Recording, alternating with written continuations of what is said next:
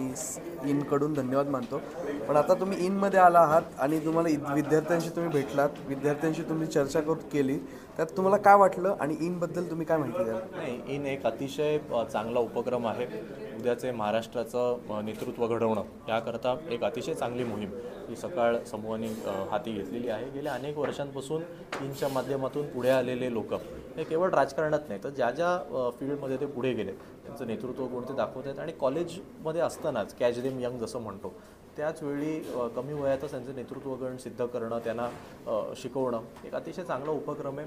आज मी कमी वयात आमदार झालो आहे, त्यामुळे माझ्यासारखे लोकांचं इंटरॅक्शननी जर ती काही मुलं शिकू शकली तर मला आनंद आहे.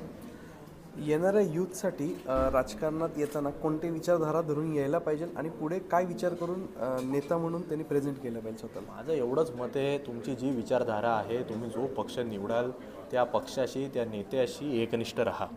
एवढं माझं सगळ्या तरुणांना, नवीन या कॉलेजच्या युवकांना आव्हान आहे. धावत्याच्या मागे धावत बसू नका.